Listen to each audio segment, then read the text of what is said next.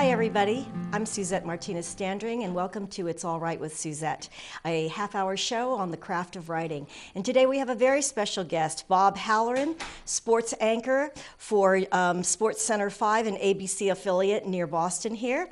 And he's had a long distinguished career in sports reporting. He's the recipient of, the New England Emmy Award and 2 honors from the Associated Press. He's also an author, and one of his very well-known books is Irish Thunder, The Hard Life and Times of Micky Ward, and he served as the technical consultant on the Oscar-nominated movie The Fighter, which starred Mark Wahlberg and Christian Bale. And today, he's going to talk about his newest work, very fascinating book.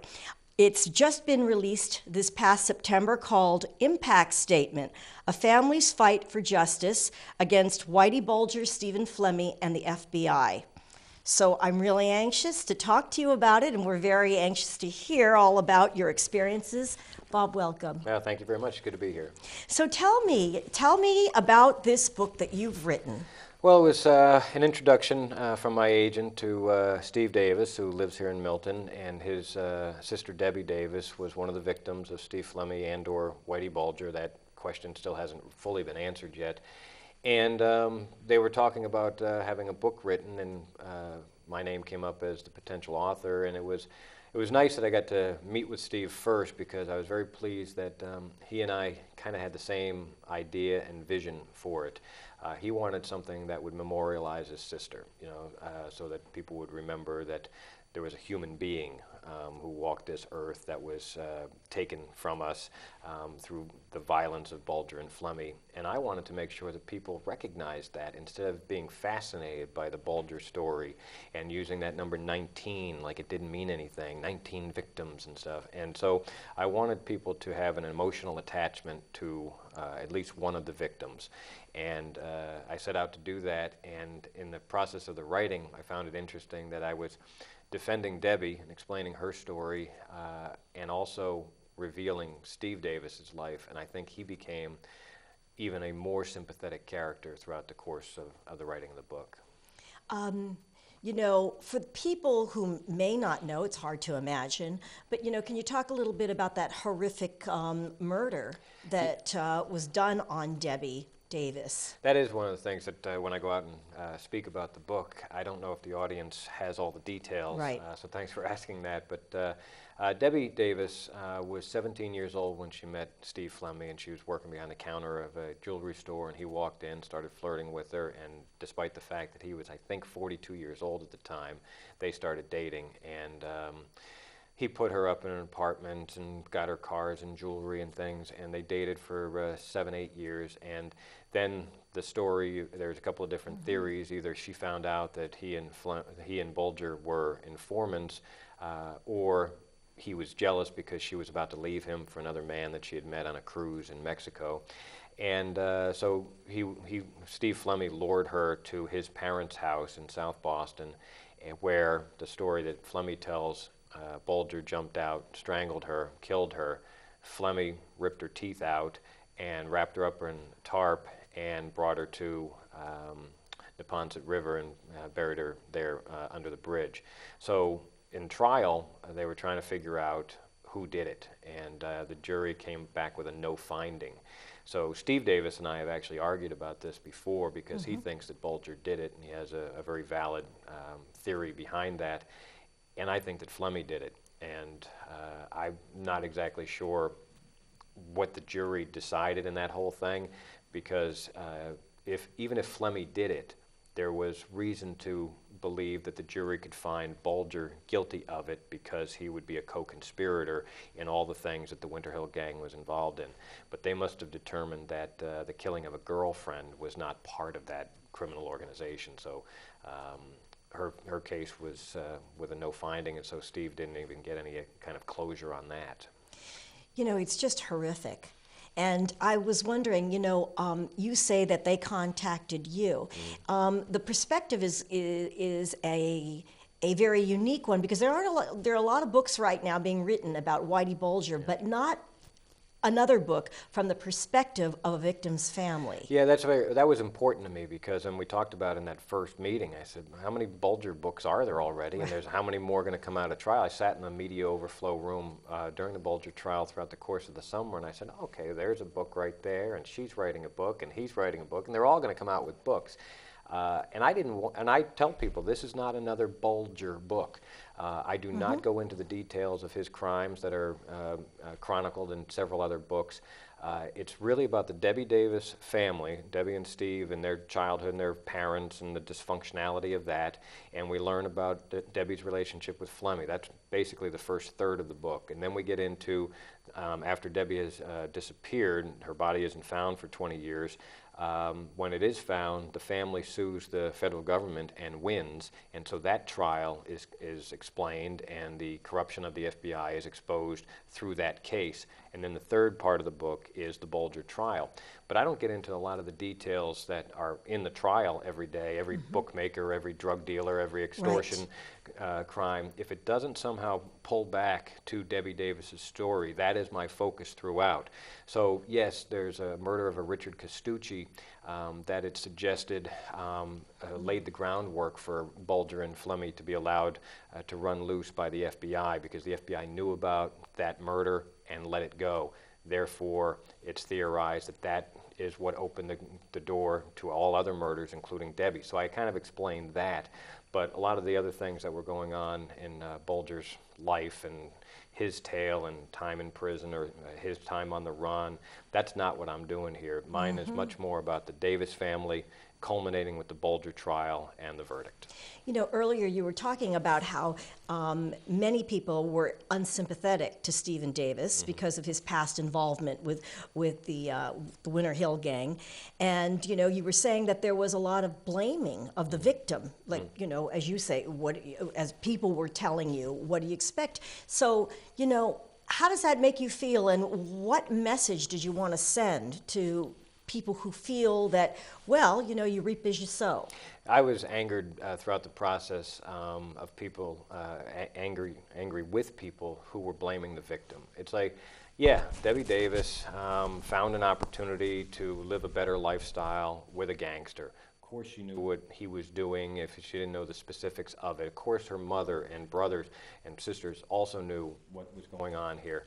But at what point is she responsible for her own murder? I mean, at some point, Bulger and Flemmi, I mean, she dated the guy for 8 years. Steve will tell you that he actually thought that Flemmi loved her in his own way, and that's one of the reasons he doesn't think that Flemmi could have killed her.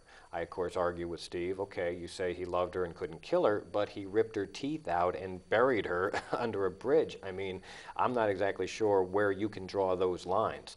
And I felt that way about Steve too, because, pun intended, I guess, his life is now an open book. He really does lay it out on the line and tells you about his upbringing and his abusive father, and he was pulled out of school in 6th grade to work at the family gas station, kicked out of the house at 15, lost several different siblings, including his father, somehow or another related to Flemmi and Bulger. So that's always going on. And so I think at some point or another we learned to be a little bit more sympathetic towards Steve, and hopefully that's a message that I can get across there, is that don't blame the guy. You can judge whatever you want, however you want to judge, that he sold drugs, Steve this is, that he spent some time in jail for theft and burglary, but he's a family man, loves his wife, living here in Milton for a long time, and I don't think that the judgment of this 15 to 25-year-old Steve Davis has to be an overriding thought as people are reading the book. You know, read it, find out about the life that he was forced into, and then decide if you still want to make those judgments. And I think that's what makes your book so interesting, the fact that you were able to talk to Steve Davis and get a lot of details about his childhood, his personal life, his relationship with his murdered sister, and things like that. Things that we know about the brutal death, and we hear so much, repeated in the news. But you really got in there into the very personal space of family and relationship, and your book uncovers and reveals a lot of the things. That's what I like to let people know. I mean, I don't want to just pat myself on the back or brag a lot about the book, but people should be aware that at least 95% of this is brand new, that they're not aware of these stories that I'm telling, that it is not a Bulger Flemmi book, that the details that I'm able to put out there through the depositions and the trial transcripts of the things that were not covered by the mass media, and about Debbie's personal relationship with Flemmi that her sisters and Steve were able to tell me about. And so if you're interested in that story, it's new to you. It's not like the same old thing. And then even the trial is new. That only just happened. So, you know, like I said to you, that if it didn't bring itself back to Debbie Davis, then I didn't really pay that much attention to it. But there were highlights during the course of the trial when, you know, John Morris is apologizing to the Donahues, or when Flemmi and Bulger bark at each other, when Steve Davis stands up and yells at Steve Flemmi. Right. Yes, I put those in the book. Yes. They were too interesting to leave out. But other than that, the stories of these bookmakers and the other characters, I did not get involved in. And, you know, we're going to take a short break, and when we return, we're going to talk more with Bob Halloran about his new book, Impact Statement, A Family's Fight for Justice Against Whitey Bulger, Stephen Flemmi, and the FBI. So stay tuned, and we're going to get I hope to get some information that is not widely known from your book. See you in a bit.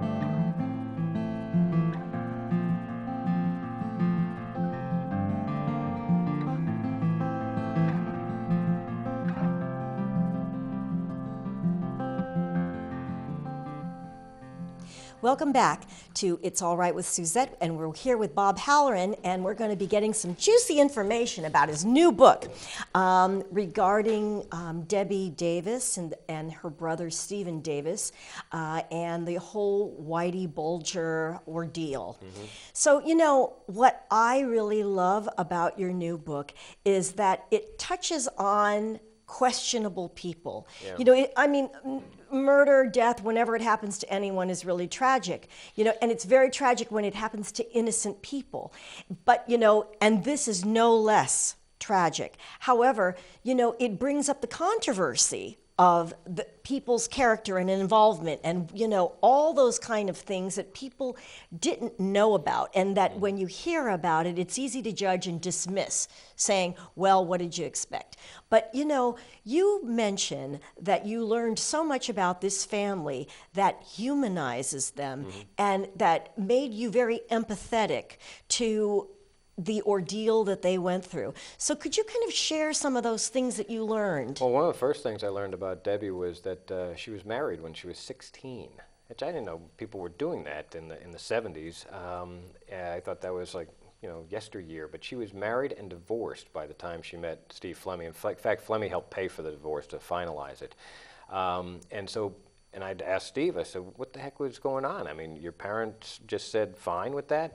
And there was very little structure in the household, and people were trying to get out of the house. And at the age of 15, Steve was essentially thrown out of the house, and Debbie also tried to leave by getting divorced, then getting married, and then hanging out with Steve Flemmi.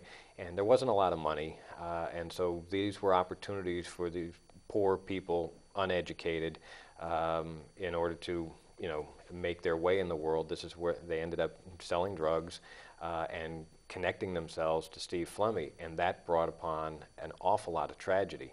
And so that is for people to judge, well, they brought it on themselves, or, you know, you can sort of understand why they make some of the choices that they would make, because if Debbie Davis left Steve Flemmi, where does she go? What does she do? And so, well, she's involved in this bad guy. But one of the reasons we named it Impact Statement is because Steve's father, Ed Davis, didn't want Debbie dating Flemmi. So when Flemmi gets her a new car, he takes a sledgehammer to it and beats the heck out of the car. The father did. Yes, and Flemmi says, if that wasn't your father, he'd be a dead man. Well, 6 months later, Ed Davis was found drowned in Marina Bay. And no autopsy was done, but the family is a little suspicious. Then Steve tells me about his brother Ronnie, who stands up at a wedding and insults the mafia, gets beaten up for it, retaliates.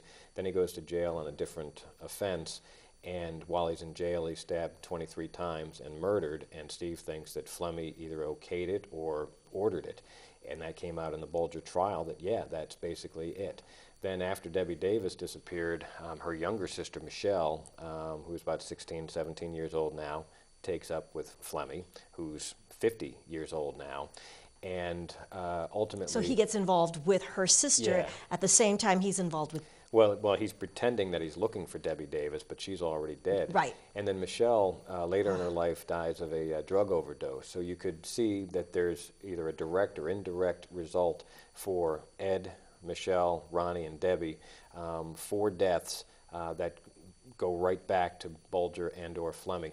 And that's, that's a heavy impact on a family that, yeah, they were connected to this organization, but it was one, I don't know that you'd expect that much tragedy to come out of it simply because, one guy is off on the side selling drugs and one girl is dating the gangster. How did Stephen Davis manage to get out of working with them? Well, he never did. He was selling drugs on his own and with his brothers, and the book opens with a scene where Bulger calls him to Triple O's, calls Steve to Triple O's, and orders him to pay tribute or rent, and they had such clever names for everything. And Steve says no. And so he has a gun in his mouth, chipped his tooth. Whitey hands him a bullet that says, and he says, "It's got your name on it," and all that, and all this theatrical. I don't even know if it stayed in the book, but one of the things I thought of Bulger right away was, what a drama queen.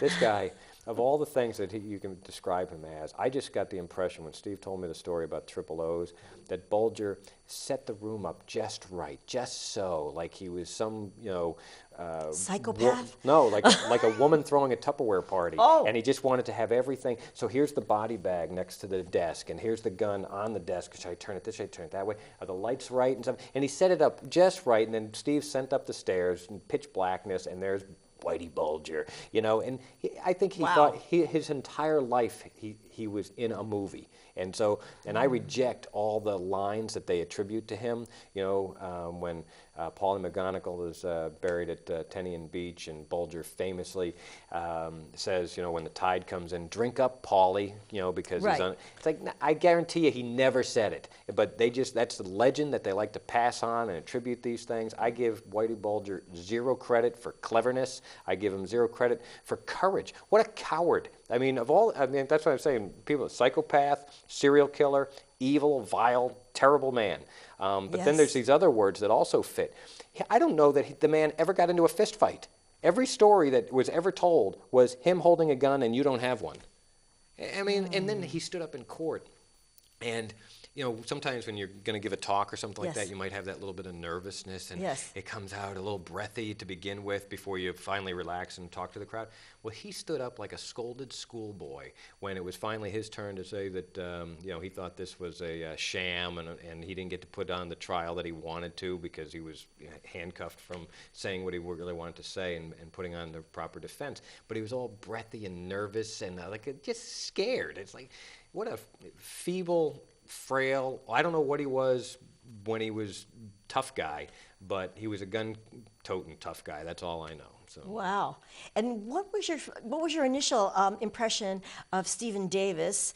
And by the time you were finished, what did you feel about him? I talk to my wife about it every once in a while, and that Reagan phrase of trust but verify. And so when Steve tells me this first story about being at Triple O's and all the rest, I'm going, did that really happen? I don't know, because he talks like this, and he's everything, and he's got the big chest and the chains on it and stuff, and I don't know what to make of him, if it's all bluster, if it's all like a characterization that he's putting forth. But during the trial, this Michael Salamando stood up was on the stand, and he told about how Bulger extorted him at Triple O's, and with the desk and the table and the body and the thing. I was like, wow, that's a very Same similar MO. story. Very similar story, enough to where it verified for me what Steve had told me. And then all the other stories he was telling were really not pleasant stories about his own childhood and things that, I didn't feel there was any motivation for him to lie about those types of things. When he says that his father made him wear a dress because he had long hair and he was going to ridicule him and stuff. And when he tells the story about how he wanted to kill his father and he stood over the bed while the father was drunk and passed out and he had a knife in his hand and was thinking about killing him, and the father wakes up and beats him up and sends him out. That was kind of like the last day in that house. But, those stories, I assume, are true. Wow. Well, in the writing process, you went to the trial. You were next to him throughout the entire trial, and you had to talk to all these people. What was it like being immersed in this world? Yeah, because I met so many different people, some of the other victims' families as well. The Donahues are very nice people. I met Stephen Rakes and became friendly with him, and that was a stunning day. But there's plenty of days during the course of a trial that seem a little more boring than others when the forensic pathologist is up there and you're looking at shots of, grave sites and skulls and bones and whatnot. And on those days, I just did a lot of writing. I just worked while I was there. But the rest of the trial truly was fascinating. There were an awful lot of characters who got up there. And, yeah, they definitely broke the law and did other things, but they had stories to tell and personalities, and there was some levity from time to time. And you see Martirano on the stand, and you go, really? You're the guy who killed that many people? You don't seem that way, Kevin Weeks, he could be anybody, but he's got this background. And, that's one thing about I always tell people during the course of the trial that the only people who did a good job, I think the judge did a good job, I think the jury did a good job. I think the defense did a lousy job, and the prosecution wasn't any better. Really? The defense didn't even try to defend him, really. They kept trying to pick every witness apart with a lie or something, but it would be a lie that they found. Because all these guys have testified like 23 times in different trials. So, well, in this trial you said it was beige, and now you're telling us it was white or cream colored. It's like that. It's almost that minute, and it just seemed ridiculous. And then the prosecution, I look at them, I go, man, Whitey Bulger was the defendant. You can't bat 1,000 on that. You got 7 not guilties, because they didn't even try very hard to prove those cases. There'd be a story of a guy sitting in a car at a red light, and a machine gun bullet fire starts riddling the car, and 2 people in the car die, and the guy tells the story. But he's not asked if he saw who did it, and he doesn't volunteer it, and so we don't know for a fact that Bulger was there. There's no other evidence. So, okay, that was an interesting, heartfelt, sad story, tragic, but it didn't prove anything. So, and I think the jury did an excellent job of kind of going, well, we can't prove that he did it. We can't say guilty on that. And I also think that they did a good job on Debbie Davis's. I mean, it really was questionable. Deborah Hussey killed in a very similar manner, but Kevin Weeks was there, so it's at least one more corroboration. In the Debra Davis story, it's only Flemmi saying that this is what happened, and Flemmi just can't be counted on to tell the truth. So, in your interviews with all these different, sometimes questionable people, what always fascinates me is they want to tell you their story, and they want to tell you their version of the story. Right. So how do you figure out, or how do you get them or persuade them to to reveal something that is patently unfavorable to them? Yeah. Or do they do that? It's one of my favorite parts about being an author, Yes. really. I don't know if that's supposed to be one of my favorite parts, but it is, because in television, I'm one of 27 microphones that get thrown into Tom Brady's face, and maybe you ask a question, but you certainly don't get a follow-up, you don't get to challenge anything. But when you're writing, you're spending an awful lot of time with these people. You get hours, you get follow-ups, a whole bit. And so when somebody tells you a story and it doesn't seem to ring true, you can go back to it and ask some follow-up questions, and you can be very direct about it. Yes. I don't have, none of these people have to like me. So if I ask a question that upsets them, that challenges, you're calling me a liar? It's like, maybe I am. But so if you want to, you can prove that you're not. Probably not the first time. But right, yeah, it's probably not the worst thing you've ever been called. But it gives me an opportunity to challenge and to argue and to make people, explain themselves. Sometimes that's on details about what was or what did or didn't happen about something. And other times it's just about philosophy and the way they perceive the world. If I have a moment, one of the things I just thought was remarkable was when I talked with Eileen Davis, Steve and Debbie's sister, and Debbie was saying to her that she was thinking of leaving Flemmi, and Eileen was like, yeah, you should go. And Debbie says, well, I really can't, because Flemmi's told me that if I leave him, he's going to kill each one of my siblings one at a time. And Eileen said, well, you should go anyway, because after he kills one or two of us, they'll catch him, and the rest of us will be okay. Now, is that how you would react? I mean, isn't that the most bizarre way of... Truly a dysfunctional family. But that's whatever, things happened in her life that led her to that way of thinking. Exactly. I found fascinating. And so now I'm going to ask her some follow-up questions about, really? What? Huh? And so that kind of gets revealed in so you can put some layers out there into books and allow readers to learn about other people. I mean, I didn't know anything about Lowell and Micky Ward, and then break down, I'm walking through the city of Chelsea in an environment that I'm not familiar with kids who are different than the kids that are living in Milton, with the experiences that they have to go through. And now this one as well, so it opens up doors for me. Hopefully it opens my eyes to things, and then hopefully I can share that with people. Well, I think you have a real talent for getting into the personal details and shining a light on the difference between how many people perceive things and how some people can have what you would almost say kind of this crazy way of thinking or this crazy rationale, but you can get readers to understand where that's coming from. Well, we're a product of our experiences. That's very true. And so if you can share other people's experiences, reading books or watching television or something like that, then maybe you can get a little bit better understanding as to how they think, why they act the way they do, and hopefully that is a way of connecting people at least a little bit. And Bob, how do we buy your book? Oh, well, I have a whole bunch of copies, but... I'm sure people would love to reach you personally for this. Yeah, they're in the... I do have a list of speaking engagements, so you can check out Impact Statement on Facebook, and also my Twitter. I tell people when I'm going to be at certain locations. But it's on Amazon.com, it's in local bookstores. Hopefully it's, selling out and then being replaced. That's the big plan. Oh, I'm sure it will. Impact Statement, A Family's Fight for Justice Against Whitey Bulger, Stephen Flemmi, and the FBI. Available on Amazon. And if you check out the Impact Statement Facebook page, you'll be able to find out where Bob Halloran is speaking next. Where are you talking next?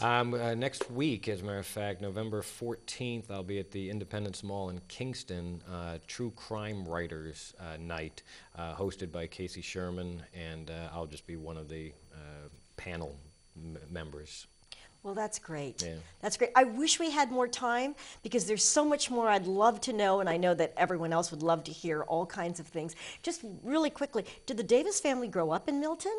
No, they grew up more in Brookline than anywhere else. Oh. A little bit all over the place in Dorchester and then into Brookline. That's where the gas station was that the father owned and operated. And is Stephen Davis going to be accompanying you on some of these? He's going to an awful lot of the speaking engagements with me. Because I know Micky Ward did that with you on your other tour. And Steve is coming out to as many as he can. Okay. And so I give the book presentation, talk about a lot of things, and then when people are asking questions, they have a lot for Steve, and he stands up and is very open, very honest, and very eloquent.